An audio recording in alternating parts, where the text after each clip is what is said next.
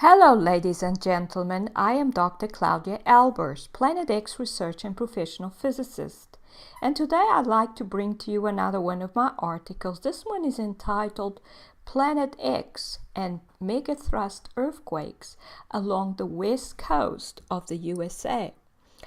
Now, the Earth has experienced large earthquakes from time to time. One of these occurred in Alaska in 1964 and is referred to as the Great Alaska Earthquake. This was an earthquake with a magnitude of 9.2.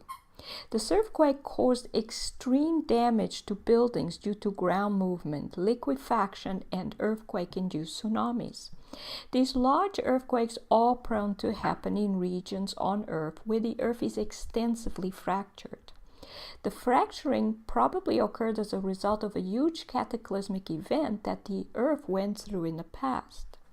The fractures in the Earth's crust are called fault lines, and the largest ones are called tectonic plate boundaries. And we can see the large fractures here in the Earth's crust on this map. And these are called tectonic plate boundaries. The arrows here indicate the direction of the forces that the different plates place on each other.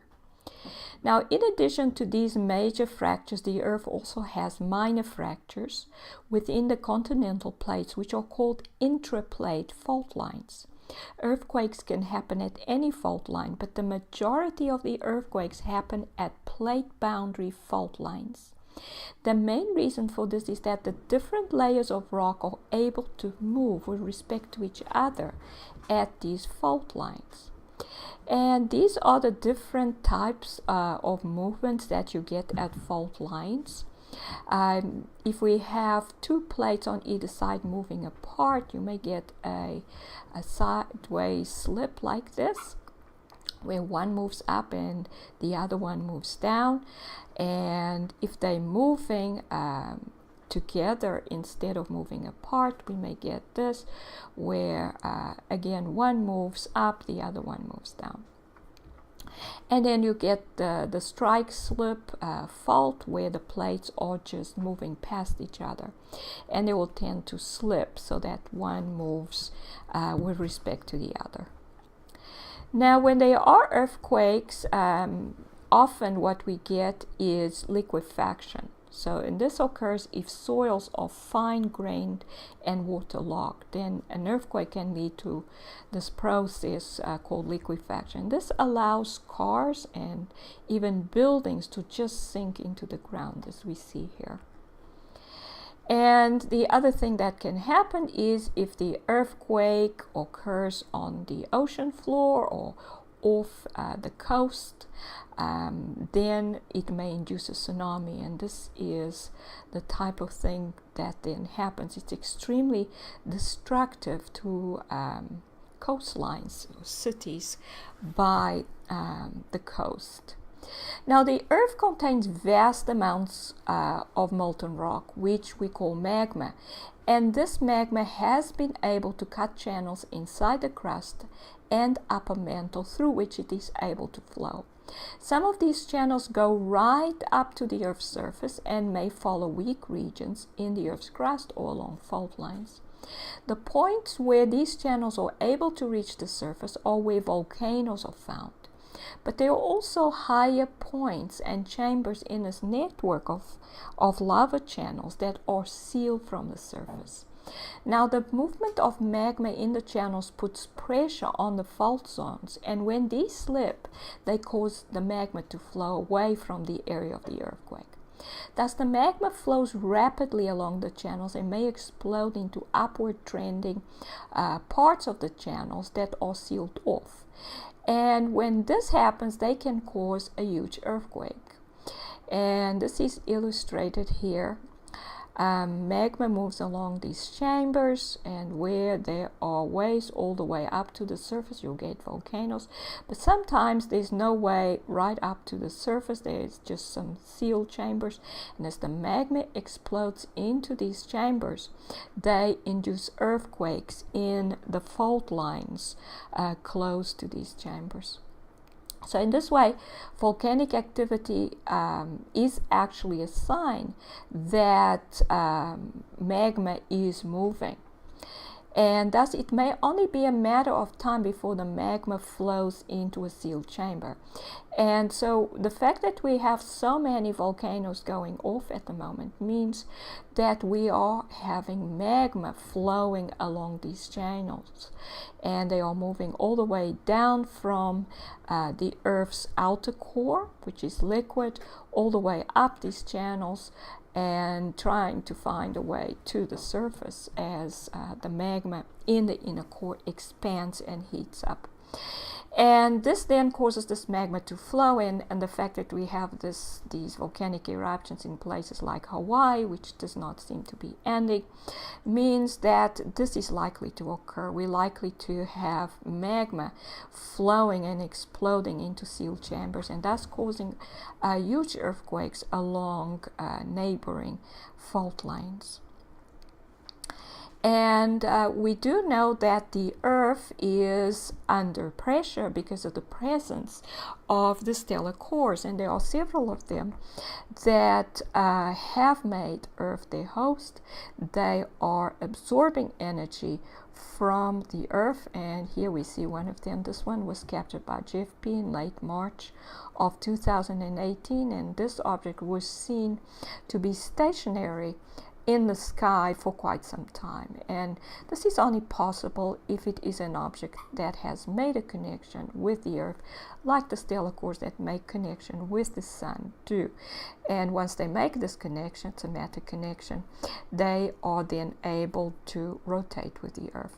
You may look at article 243 entitled Earth hosting at least 3 Planet X system objects for more details on that.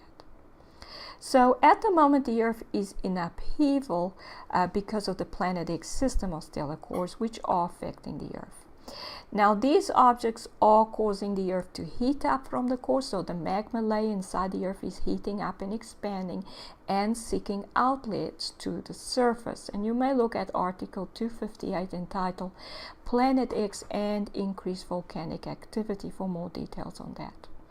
Now, the fact that the Hawaiian volcanic eruption is not abating but getting worse is an indication that magma is on the move on the ground. And this is a sign that a large earthquake may result, therefore, in adjacent regions. So this is lava flowing from the Kilauea volcano in Hawaii.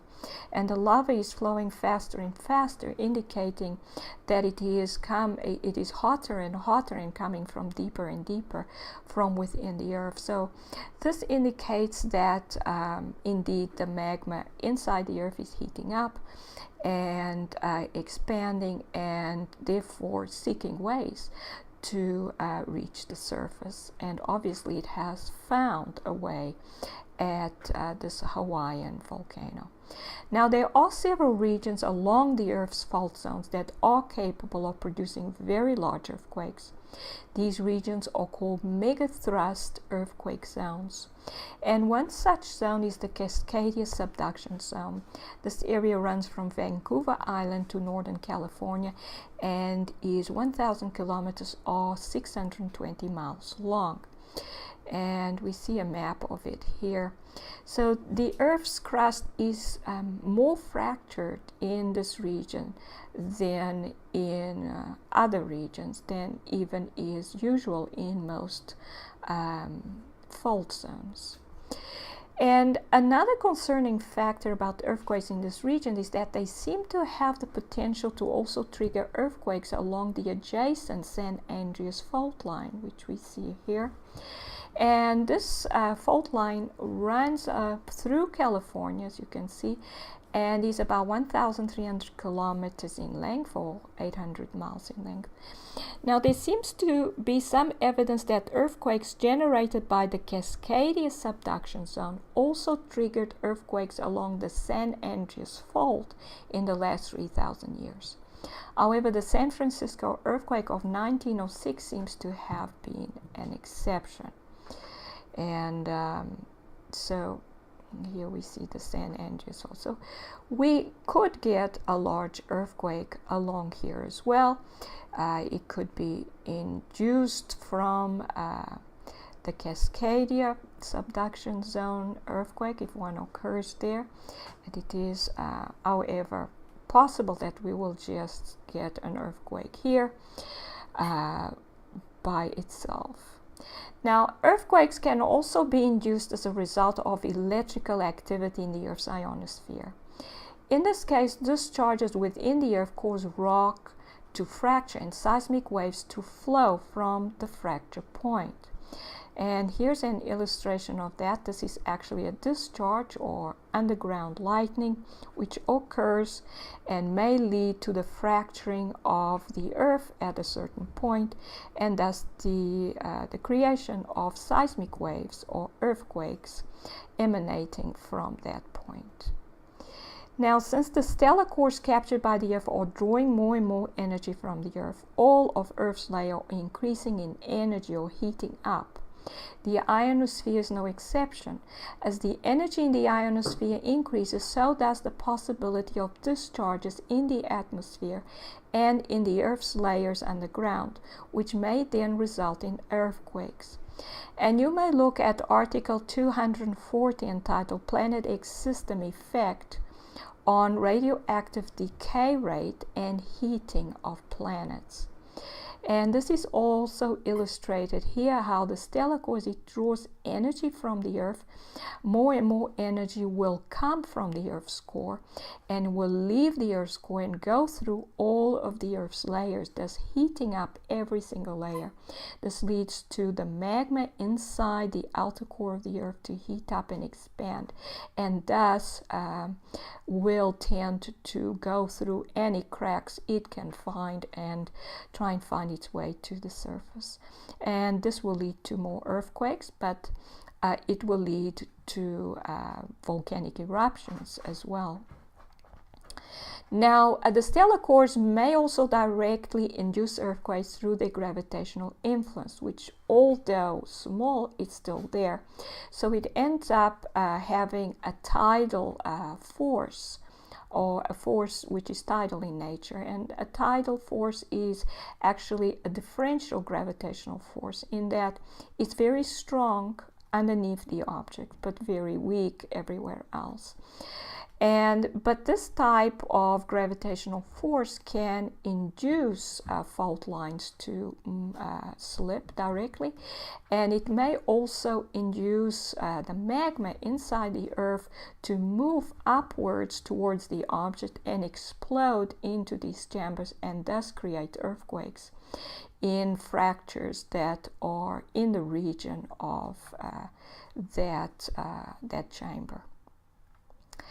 And here we see one of the stellar cores. This is the one that's being hosted, one of the ones that's being hosted by the sun. As you can see, they make matter connections with the sun. They're drawing energy from the sun. They are destroying the sun through this process. They are doing the same thing to the planets of the solar system by drawing energy.